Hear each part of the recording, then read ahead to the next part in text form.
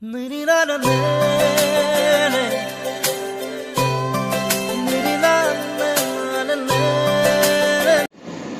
तेरी दादागिरी निकाल दूंगा मैं, समझा गांड से। 14 বছৰ তলত ছোৱালী মানুহৰ গাত হাত দিলে তাৰ যাবৰ জীৱন কাৰাদণ্ড হয়, লাগিলে তেওঁ নিজৰ পত্নীয়ে নহয়।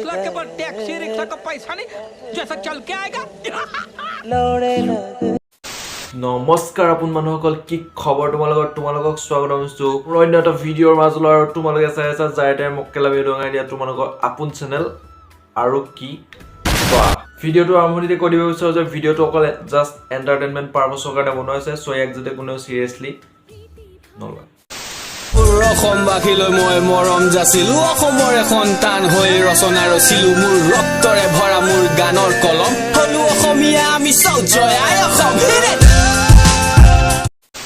আচলতে ভগৱানৰ হাতত থাকে কি জন্ম আৰু মৃত্যু, দুটা বস্তু, জন্ম আৰু মৃত্যু। এতিয়া বিবাহটো আমাৰ হিমন্ত মামাই নিজৰ হাতত ল'লে আৰু কথাটো নোহোৱাও নহয়, কথাটো হয়। 22ৰ পৰা 30 বছৰৰ ভিতৰতে আমি সন্তান জন্ম দিব লাগে। গতিকে যিসকলে বিয়া কৰোৱা নাই সোনকালে বিয়া পাতি ল'ব, ঠিক আছে? 30ৰ আগতে বিয়া নাপাতিলে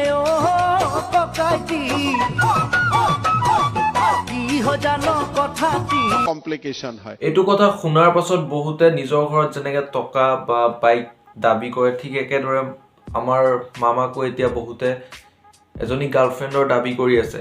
মামা গাৰ্লফ্ৰেণ্ড লাগিব, আমাৰ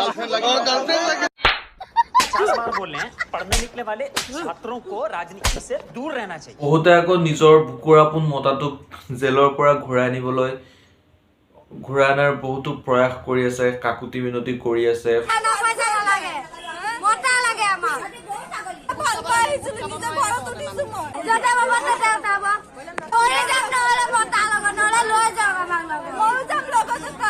ফাগুন মাহ নহাৰ আগতে মামাই দিলে এজাক বতাহ, যি বতাহে নেকি বহুতৰে বুকু একেবাৰে হেৰেঙা কৰি থৈ গুচি গ'ল।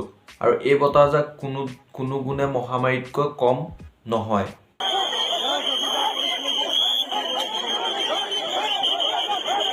মামাই দিয়া এই মলয়া বতাহ জাকৰ সুবাস পাই বহুতো খুৰীয়ে মামাক দিলে বহুত ধৰণৰ পুৰস্কাৰবিলাক এনে ধৰণৰ। মেখেলা পিন্ধাম মই হেমন্ত। আমাৰ মামাৰ আকৌ চিন্তা নাই, মানে হিমন্ত মামাৰ একেবাৰে চিন্তা নাই, কাৰণ কেইদিনমান পাছত যেতিয়া আকৌ মামাই কিবা এটা আঁচনি নতুনকে কৰি দিয়ে, মানে নতুনকে আকৌ কিবা এটা আঁচনি যদি লৈ আহে, দেন আকৌ খুৰীহঁত মামাৰ কাষ চাপিব। দেৱী দুৰ্গা পাৰ্বতী কোনো জনীয়া, যিটো ধামাকা বৰ্তমান চলি আছে, এই ধামাকাটো কোনেও কেলা ভবা নাছিলে যে মামাই ভোগালীৰ পাছতে দি দিব। যিবোৰে নেকি যৌৱনে আমনি কৰা বয়সত বহুতকে অভাৰটেক কৰি, অৰ্থাৎ সিহঁততকৈ ছিনিয়ৰবিলাকক অভাৰটেক কৰি পাতিলে, সিহঁতক দিলে মামাই 14 ফেব্ৰুৱাৰী ভেলেণ্টাইন ডে স্পেচিয়েল অফাৰ। আচলতে 14 বছৰীয়া নিব্বানিবিবোৰে বিয়াখন হৈ লৈ মানে ইনষ্টাগ্ৰামৰ ৰিলছত যিটো ভাও বিকতি বাকচদি কৰি থাকে ন, সেইটো হিচাপত চাবলৈ গ'লে সিহঁতকেইটাক উঠাই নিয়াটো মই বিচাৰোঁ। কি উৎপাত ভাই, ৰিলছ বনাইছে, পালি মজা। এতিয়া এই খবৰটো পাই ছিংগেলসকল বেছি উৎফুল্লিত হৈছে, আৰু তাতকৈ বেছি উৎফুল্লিত হৈছে সেই পোৱাৰী লাভাৰ কেইটা, মানে এই চোৰ বাচ্চাকেইটা। দাদা তই কি নহয় নেকি বে, কিয় মিছা কথা কৈছ? তইতো হয়। গজব বেজতি হে।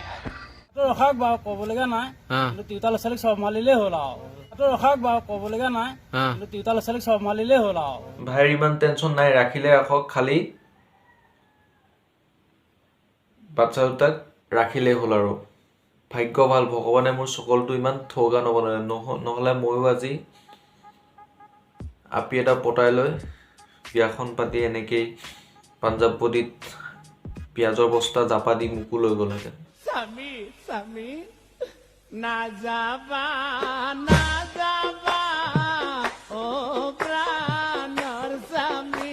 জুবিন দাই এনেই কোৱা নাছিল ভাই, বিয়া পাতি জুতি লবি যাৰ দিন তই।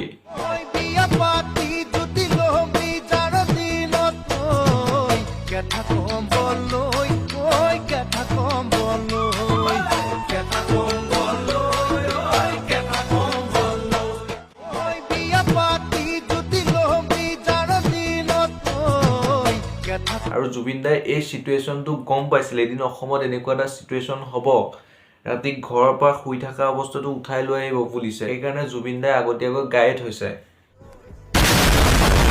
ছোৱালী হলে মই বিয়া দিম নেকি 12-13 বছৰ লাখ ছোৱালীক বিয়াৰ পৰা বচাবৰ কাৰণে ভৱিষ্যতে এটা জেনেৰেশ্যনে কষ্ট পাব লাগিব এতিয়া মেইন কথাটো হৈছে যে চিৰিয়াছলি ক'বলৈ গ'লে বহুতৰ নিচিনাকৈ ময়ো এটা কথাই ক'ব বিচাৰোঁ যে বাল্য বিবাহটো মই কেতিয়াও সমৰ্থন নকৰোঁ কিন্তু অতীতত এই আইনখন অলপমান ঢিলা আছিল কাৰণে যিবোৰ বিবাহ হৈ গ'ল সেইবোৰ যাতে খুচৰি নাথাকি ভৱিষ্যতে যাতে এনেকুৱা কাম নহয় চৰকাৰে সেইটোৰ ওপৰত গুৰুত্ব দিব লাগে ইয়াতে কিছুমান এনেকুৱা নিউজ আছে যিবোৰ দেখি নেকি মানে বহুত বেয়া লাগি গৈছে কিন্তু উপায়টো নাই মই নিজে নিষ্পত্তি মতেতো আহিছো ন লগতে ময়ো যাম ঘৰত কোনো নাই আৰু মই আৰু মানুহটো তাক যেনেকৈ জেলত ভৰাই থ'ম বুলি কৈছে ন আমাকো তেনেকৈ এতিয়া মাৰি পেলাব আকৌ নহ'লে সিহঁতৰ লগতো আমাক লৈ যাব লাগে চ' আজিলৈ ভিডিঅ'টো ইমানখিনি আছিলে যদি ভিডিঅ'টো চাই ভাল পালা ত' আগৰ নিচিনাকৈ যিখিনি কৰিবলগীয়া কাম থাকে তোমালোকৰ সেইখিনি কৰি দিবা আৰু বেছিতকৈ বেছি এইটো ভিডিঅ' শ্বেয়াৰ কৰিবা ইমানখিনিয়ে ক'লোঁ চ' আজিলৈ আহিলোঁ নতুন এটা ভিডিঅ'ৰ প্ৰতিশ্ৰুতি আজিলৈ বাই জয় অসম